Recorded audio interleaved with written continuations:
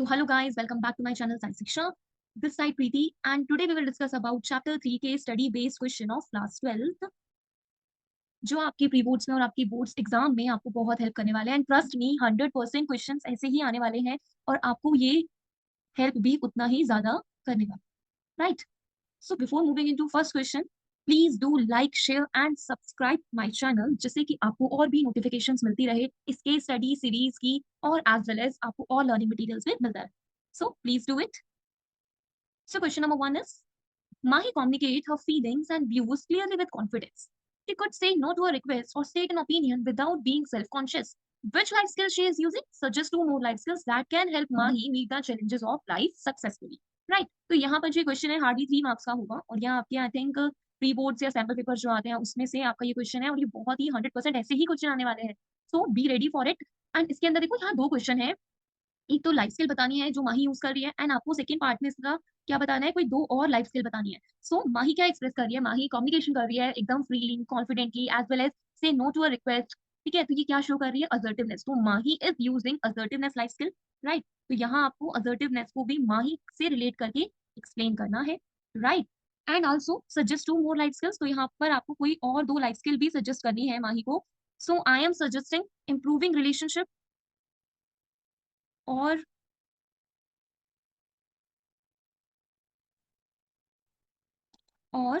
एक और बतानी है ना, तो मैं आपको यहाँ पर माही को सजेस्ट करती हूँ सेल्फ केयर, राइट?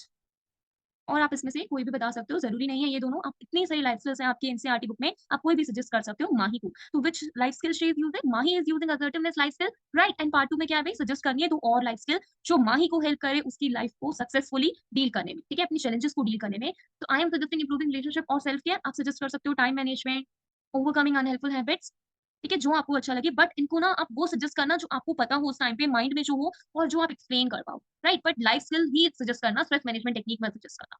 तो ये आपका क्वेश्चन नंबर 1 था एंड ये 3 मार्क्स के लिए है और इसमें आप अच्छे से एक्सप्लेन कर सकते हो 3 मार्क्स में। So moving into next question, question number 2।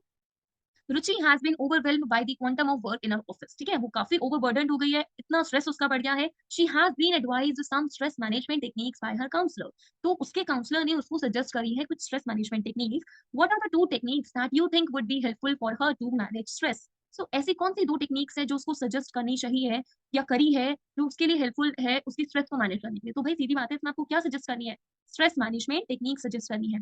आपने पढ़ी है stress management technique, relaxation technique, meditation, biofeedback, creative visualization, right? इसमें से आप कोई भी सजेस्ट कर सकते हो, वो भी दो, क्योंकि मेंशन है यहाँ पर दो टेक्निक सजेस्ट करनी है, राइट? तो आई एम सजेस्टिंग टू रुचि, क्या सजेस्ट कर सकते हैं? फॉर एग्जाम्पल मैं यहाँ पर सजेस्ट कर रही हूँ कि शी डू मेडिटेशन, बिकॉज इतना ज्यादा बर्डन है उसके पास अपनी वर्क प्लेस सेटिंग्स का। तो I think she will use meditation, ठीक है, and do meditation regularly and also relaxation technique. आप इसमें बायो फीडबैक भी बता सकते हो, क्योंकि वो टाइम टू टाइम अगर अपने फिजियोलॉजिकल एस्पेक्ट को चेक करती रहेगी, अवेयर रहेगी, एज वेल एज उसको प्रॉपरली मैनेज करेगी, तो वो इजिली इससे कोप अप कर पाएगी, राइट? तो ये दो सजेस्ट कर रही हूँ मैं आपको, इसको ऐसे ही लिख के छोड़ना नहीं है, आप इसको एक्सप्लेन करोगे with the help of Ruchi statement, आप इन दोनों टेक्निक्स को सजेस्ट करोगे, राइट? तो ये भी आपका हार्डली 2 मार्क्स या 3 मार्क्स में क्वेश्चन आया था, तो ये वाला क्वेश्चन है और इसको आपको इसी तरीके से डील करना है, right? So next question is question number 3. Ranjan has faced a lot of mishaps in his life. However, he showed low level of illness despite high level of stress. What makes people like Ranjan resistant to stress? ठीक है, तो भाई रंजन जो है वो face कर रहा है इतने सारी प्रॉब्लम्स अपनी लाइफ में, he shows low level of illness, right? उसकी mental illness as well as physical illness वो इतनी अच्छी नहीं रह रही क्योंकि उसके पास इतना ज्यादा स्ट्रेस हो गया है। तो what makes people like Ranjan resistant to stress, कैसे, मतलब इसमें आप रंजन को कैसे बताओगे कि वो रेसिस्ट करे स्ट्रेस से? तो वो क्या कर सकता है, अपनी स्ट्रेस रेसिस्टेंट पर्सनालिटी डेवलप कर सकता है, राइट? सो वो क्या कर सकता है, अपनी स्ट्रेस रेसिस्टेंट पर्सनालिटी डेवलप कर सकता है।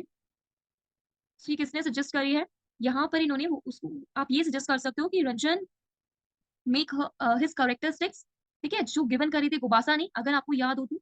सो Kobasa suggested 3 C's of hardiness, right?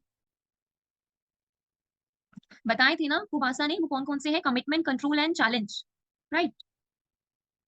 Commitment वो आप कंप्लीट कर लेना, challenge and third one is control, commitment, control and challenge, right? तो रंजन यूजिंग या Ranjan makes his characteristics according to Kobasa, जिसको हम बोलते हैं स्ट्रेस रेसिस्टेंट पर्सनालिटी, और इसको हम हार्डीनेस से इन्होंने इस ट्रेड को बताया था।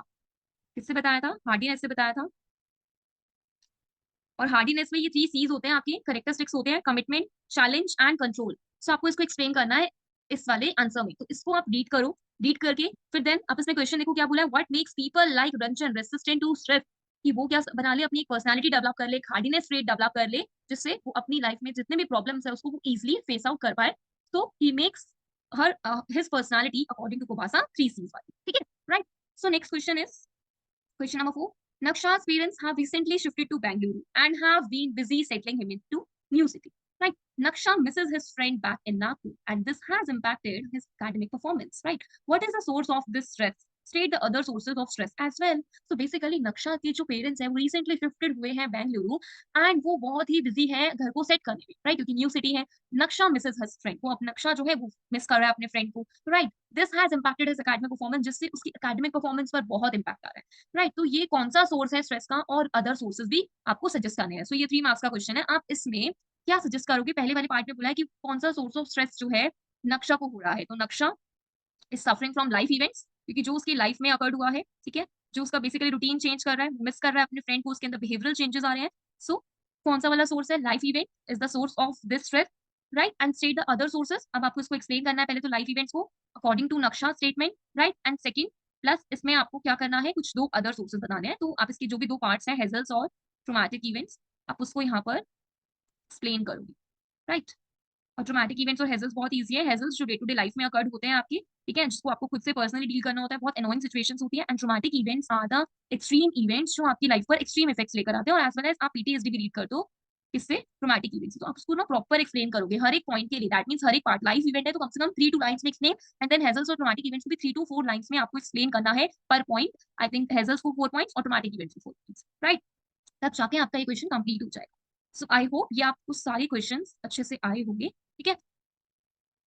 एंड फिर हम लोग, thank you so much everyone, and हम लोग मिलेंगे नेक्स्ट वीडियो में, ठीक है। और please do like share and subscribe my channel, जिससे कि आपको और भी बहुत सारी वीडियोस मिलती जाए केस स्टडी सीरीज से रिलेटेड और लर्निंग मटेरियल से related. So thank you everyone.